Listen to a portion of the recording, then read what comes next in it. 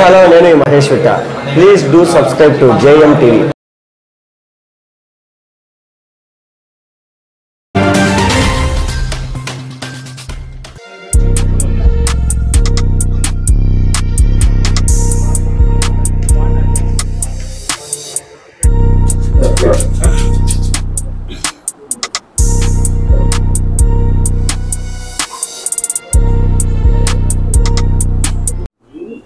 అందరికీ నమస్కారం. ఈరోజు గోనా సుబ్బారెడ్డి గారు 2వ వార్డుకు సంబంధించి కాటన్ వ్యాపారస్తుడు వారి అనుచరులు, వారి బావమరిది భాస్కర్ రెడ్డి, దాదాపుగా 20 కుటుంబాలు స్వచ్ఛందంగా వైఎస్ఆర్ కాంగ్రెస్ పార్టీలో నిరాడంబరంగా చేరినారు.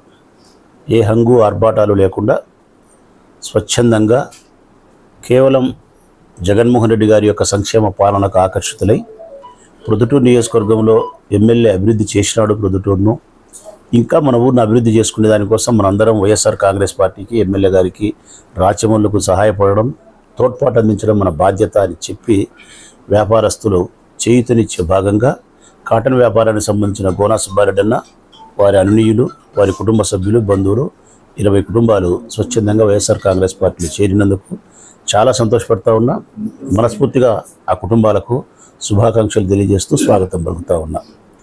నేను మనస్ఫూర్తిగా ఆనందించేది ఏంటంటే, నేను చేసిన అభివృద్ధిని జగన్మోహన్ రెడ్డి గారి నేతృత్వంలో ప్రొద్దుటూరు నియోజకవర్గానికి మేము చేసిన అభివృద్ధిని, జగన్మోహన్ రెడ్డి గారి సంక్షేమ పాలనతో పేదరికానికి తోడ్పాటు అందించిన వైనానికి, ఈ 2 కారణాల చేత స్వచ్ఛందంగా వ్యాపారస్తులు మాకు మద్దతు ఇస్తూ ఉన్నందుకు, మర్యాదస్తులైన కుటుంబాలు వారుగా నీ వెంట మేము నడుస్తాం, ప్రొద్దుటూరును అభివృద్ధి చేయి అని నాకు చేయూతనిస్తూ భుజం తట్టి ముందుకు నడిపిస్తూ ఉన్నందుకు చాలా సంతోషపడతా ఉన్నా. నేను ఈసారి ఈ ఎలక్షన్స్లో అయితే నేను తప్పనిసరిగా ప్రజలు అభ్యర్థించేది అయితే ఒకే ఒక మాటే, అభివృద్ధి చేసిన నాయకునికి, పేద ప్రజలకు సహాయపడిన పార్టీకి తోడ్పాటు అందించాల్సిన బాధ్యత ఉంది. మీరు గెలిపించే గెలుపు అభివృద్ధిని చూసి మీరు ఓటేసినా, మంచి పరిపాలన చూసి, నిబద్ధత కలిగిన సంక్షేమ పాలన చూసి మీరు ఓటేసినా, ఆ ఓటు వలన అందరికీ ఎమ్మెల్యే పదవి వస్తుందేమో ఏమో అది నాకు తెలియదు. కానీ నాకైతే మాత్రం ఎమ్మెల్యే పదవి కంటే కూడా నేను చేసిన మంచిని గుర్తించి నా భుజం తట్టి ప్రోత్సహించే మీ ఓటు నేను చాలా గౌరవంగా స్వీకరిస్తా. ఆ గెలుపును నేను 10 కాలాల పాటు గుండెల్లో భద్రంగా దాచుకుంటా. అది మరింత ప్రొద్దుటూరు పట్టణాన్ని అభివృద్ధి చేయడానికి, మరింత ప్రొద్దుటూరు నియోజకవర్గ ప్రజలకు నేను చేరువయ్యే దానికోసం అది నాకు చాలా గొప్ప బాధ్యతనిస్తుంది. నా భుజాలపైన ఆ బాధ్యతను ఉంచుతుంది ఆ ఓటు అని చెప్పి నేను విశ్వసిస్తూ ఉన్నా. అందుకే ఈ నియోజకవర్గ ప్రజలందరికీ ముకులిత హస్తాలతో అభ్యర్థిస్తూ ఉన్నా. అభివృద్ధి చేసిన మనిషికి, అభివృద్ధిని, సంక్షేమాన్ని అందించిన పార్టీకి తప్పనిసరిగా మీరు ఓటు వేయండి.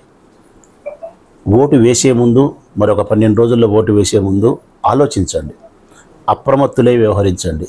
మనం వేసే ఓటు ఎవరికి వేస్తాం, దానివలన ఎటువంటి మూల్యం మనం చెల్లించాల్సి వస్తుంది. ఉదాహరణకు తెలుగుదేశం పార్టీ అభ్యర్థి అయిన వరదరాజిరెడ్డికి ఓటేస్తే తప్పనిసరిగా అది కొండారెడ్డికి ఓటేసినట్టే. కొండారెడ్డికి ఓటు వేయడం అంటే కనుక ఆర్థిక నేరగానికి ఓటేసినట్టే. హత్యలు, కిడ్నాపులు, దౌర్జన్యాలు, హత్యా ప్రయత్నాలు, ఆర్థిక లావాదేవీల కోసం చేసే అనేక రకాల దాడులను ప్రోత్సహించినట్టే అవుతుంది. కొండారెడ్డి చరిత్ర నేర చరిత్ర, వరదరాజిరెడ్డి కుమారుడైనటువంటి కొండారెడ్డి చరిత్ర నేర చరిత్ర. కొండారెడ్డి ఆర్థిక నేరగాడు, కొండారెడ్డి హత్య చేసినవాడు ఆస్తుల కోసం, కొండారెడ్డి ఊరంతా అప్పులు చేసి అందరినీ బాధించినవాడు, వ్యాపారస్తులకు మరొకరిని ఆర్థిక లావాదేవీలతో బాధించినవాడు. మీరు వేసే ఓటు వరదకు కాదు. 85 సంవత్సరాల వయసు నుండే వరద క్షేత్రస్థాయిలోకి రాలేడు. కొండారెడ్డి పెత్తనం చేస్తాడు. కొండారెడ్డి పెత్తనం చేస్తే వ్యాపారస్తులకు ఆర్థిక భద్రత ఉండదు, ఆర్థిక స్వేచ్ఛ ఉండదు. ఈ ఊరంతా కూడా ఒక చట్టం గీసి ఆ చట్టంలోనే జీవించాలని చెప్పే పరిస్థితి. ఈరోజు ఎన్నికలు పూర్తి కాకముందే, అధికారం లేకముందే నాకు 5 లక్షలు చందా ఇయ్యాలా, 10 లక్షలు చందా ఇయ్యాలని చెప్పి అబ్బా కుమారులు ఇద్దరు ఇంత వ్యాపారస్తులను ఒత్తిడి చేస్తున్నారు. ఆర్యవేశ్యులను ఒత్తిడి చేస్తున్నారు, కాటన్ వ్యాపారస్తులను ఒత్తిడి చేస్తున్నారు, బట్టల వ్యాపారస్తులను ఒత్తిడి చేస్తున్నారు, ప్రైవేట్ బస్సు వాళ్ళను ఒత్తిడి చేస్తున్నారు, కాంట్రాక్టర్ను ఒత్తిడి చేస్తున్నారు. ఒక్కటేమిటి, ₹1,00,000 ఇచ్చినా కూడా కావాలనే పద్ధతుల్లో చందాల కోసం పీడిస్తున్నారు.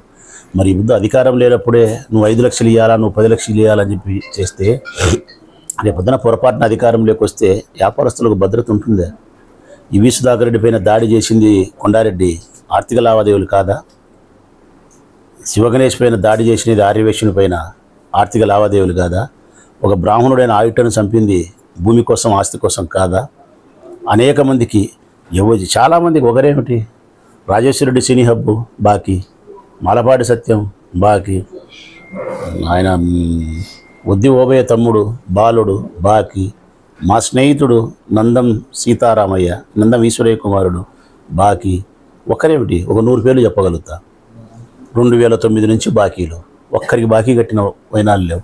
ఎస్ఎస్ మాలు 100 కుటుంబాల ఆర్యవేశ్యులకు బాకీ, డిఏడబ్ల్యూ కాలేజీ వైనం ఆర్యవేశ్యుల భూమిని కాజేయడం, 1+1 ధమాకా 2009 నుంచి బాకీ, నందిని సిల్క్స్ 11 ఏళ్ళు లీజ్ తీసుకొని 99 ఏళ్ళు కంటిన్యూ చేయడం. ఒకటే కొండారెడ్డి చరిత్ర తవ్వే కొద్దీ ఆర్థిక లావాదేవీలకు సంబంధించి వస్తుంది. నేను వ్యాపారస్తులకు నమస్కారం పెట్టి చెప్తాను, మీరు వేసే ఓటు వరదకు కాదు కొండారెడ్డికి.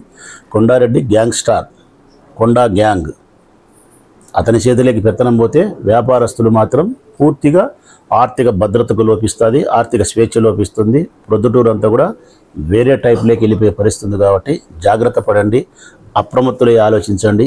ఈ 10 సంవత్సరాలుగా నేను ఎమ్మెల్యేగా కొనసాగిన కాలంలో వ్యాపారస్తులకు ఎంత భద్రత ఉన్నదో, ఎంత స్వేచ్ఛ ఉన్నదో, నా వలన మంచి జరిగిందో చెడు జరిగిందో ఆలోచించండి.